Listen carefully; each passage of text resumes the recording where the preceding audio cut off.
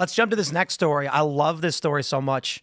HHS Secretary RFK Jr. celebrates Trump's move to slash medicine prices. Quote, I never thought that this would happen in my lifetime. We finally have a president who's willing to stand up for the American people. RFK Jr. is a liberal guy. He is head of HHS, and with Donald Trump, they have signed an executive order to drop the prices of drugs. This is not a price control. Okay, the Democrats are coming out and they're saying, I thought price controls were communist. Oh my God, how do you find something bad to say about saving people's... Everything. Okay, let's start over. Kamala Harris was talking about controlling the prices of groceries at the grocery store because she was accusing them of price gouging. Okay, their margins are like 1%. Trump is telling RF Kennedy Jr. to basically negotiate with pharmaceutical companies as to what Medicare and Medicaid will be willing to pay. He's basically saying, go tell them we ain't paying these outrageous costs anymore and force them to reduce the prices. And if they don't, tell them we're going to pay them less. We're going to pay them the same rate than the country that gets the cheapest rate gets. That's basically where it is. Let me play this clip of RFK Jr. Thank you, Mr. President. I love him. Just a little bit. This is an extraordinary day. This is an issue that, I grew up in the Democratic Party, and every major Democratic leader for 20 years has been making this promise to the American people. This was the fulcrum of Bernie Sanders' runs for presidency, that he was going to eliminate this discrepancy between Europe and the United States. But as it turns out, none of them were doing it. It's one of these promises that politicians make to their constituents, knowing that they'll never have to do it. And the reason they'll never have to do it is because they know that Congress is controlled in so many ways by the pharmaceutical industry. There's at least one pharmaceutical lobbyist for every congressman, every senator on Capitol Hill, and every member of the Supreme Court. By some estimates, 3. Pharmaceutical companies, the industry itself spends 3 times what the next largest lobbyist spends on lobbying. So this was this was an issue that people talked about, but nobody wanted to do anything because it was radioactive. They knew you couldn't get it by Congress. We now have a president who is a man of his word, who has the courage. President Trump was taking money from the pharmaceutical industry too. I think they gave you $100 million. It's so funny. Unlike most of the politicians in this country. And he is standing here for the American people. I don't know. So I just want to say, this is what I love about Trump. And I want to make sure all of the fake woke liberals hear this. I have never been a laissez-faire, me personally, I don't know about you guys, a laissez-faire capitalist, libertarian, free market, let the pharmaceutical companies charge whatever they want for whatever drug they get. I wouldn't call myself a communist where I think we give away all the drugs for free. I just think that there is a serious problem when we, the American people, are footing the bill on all of their profit margins and R&D, and they're giving away these drugs and the IP to foreign countries at dirt costs. Exactly. But you know why they do it? Because other countries tell them no.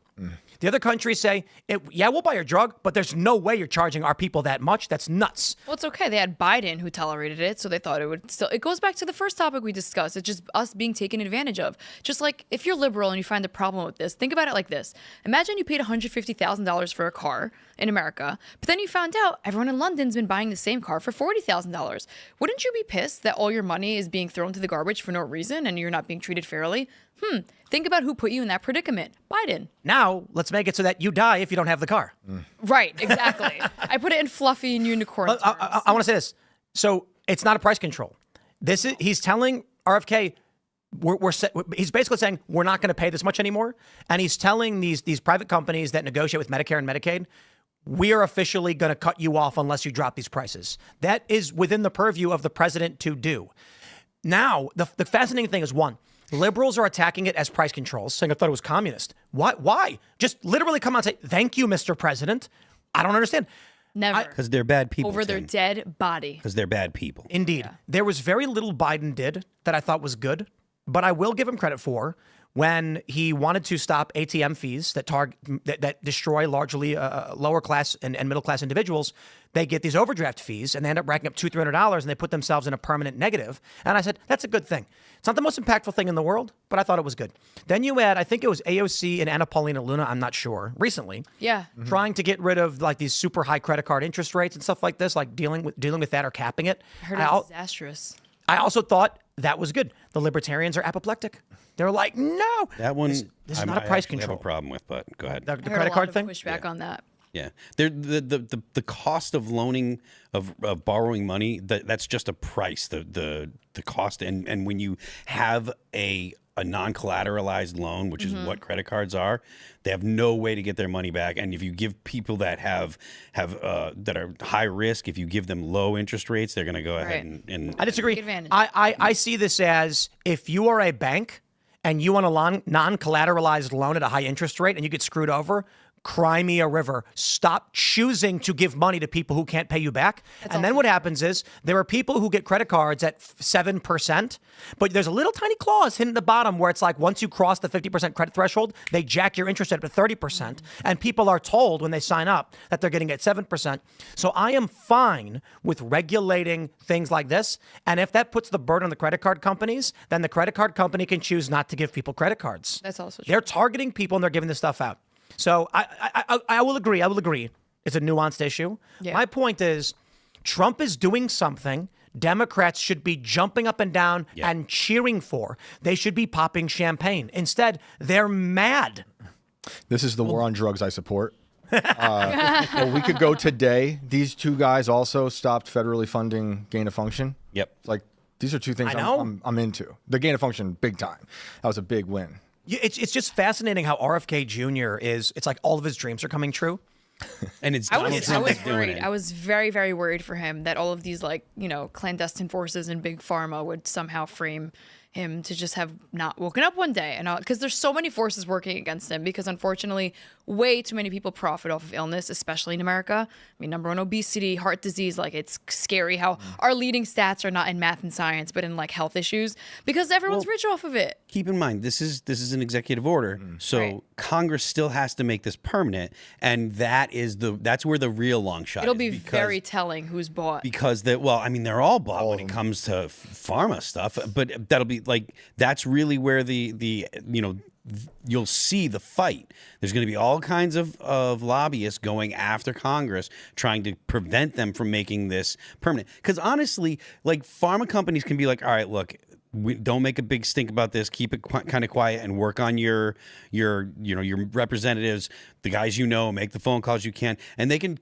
basically keep it out of the public eye. Or I imagine that the tactic will be keep this out of the public eye, work behind the scenes, work on your representatives that blah blah blah.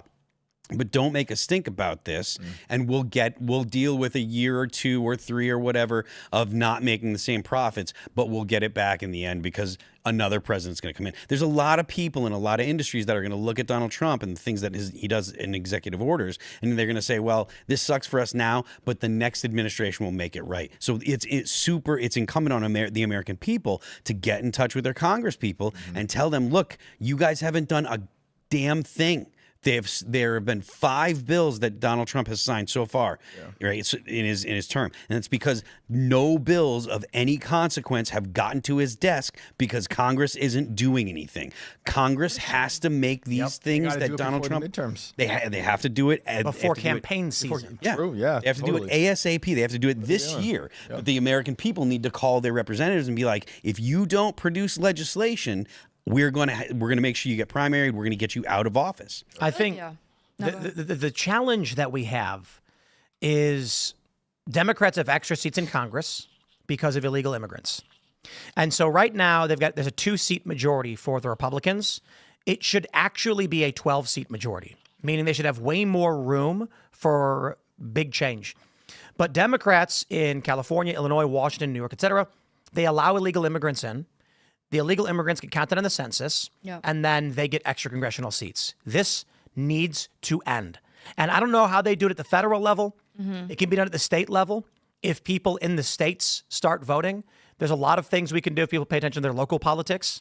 But I do think with Trump's mass deportation, 2030 is going to drop like a hammer on the Democratic Party. Right now, due to internal migration, state to state, they're saying that California, Illinois, they're going to be, I don't know. I know California, I'm not sure which other states. They're going to be losing congressional seats and electoral college votes because people are fleeing those states. They're not calculating Trump's mass deportations and the self-deportation. So if Trump ends up getting, let's say, 1 million people out of California, it's a lot of people, but let's say he actually does, they're going to lose potentially 2 congressional seats just off that alone, not to mention the normal net out migration. So now right now they're projecting Democrats, even if Kamala won Michigan and Pennsylvania in 2024, she would have lost to Trump based on the new census projected for 2030. Add in Trump's deportations, and it'll be wild. But that being said, if in 2028 the Democrats win the presidency, they will flood this country with more people than you could believe possible. The UAE real estate's looking good right now. They say that 2021 to 25, Biden's term, was one of the largest human migrations in the history of humanity. They say it rivals that of partition. Wow. Imagine what's going to happen in 2028 with Democrats knowing they will never win again. If they win in 2028, they are going to open the borders and they are going to bring every single person they can. It's been the plan for ages. That's what the whole, the refugee resettlement program with HHS was. And it's great that, Kennedy's the Secretary of Health and Human Services and that he ended those programs. I believe he's ended those programs. But that was, we've talked about that a bunch on this show. They were bringing people in. There were NGOs helping to get people to the border. As soon as people got to the border, HHS was transferring them all over the country. And remember, this is something that the Democrats were swearing up and down was make-believe, that it was all made up. It wasn't true. They weren't doing this. Come to find out, there was an actual government program run by the Health and Human Services. It was called the Refugee Resettlement Program, and they were shipping people that were here. They were illegal because they didn't actually qualify for asylum, but they were asylum seekers. They were shipping them all over the country, a lot to purple states because they wanted to change the makeup of the states. Mm-hmm. Oh, yeah. What do you mean it was make believe? We funded them. They had 5-star hotels. They had cell phones.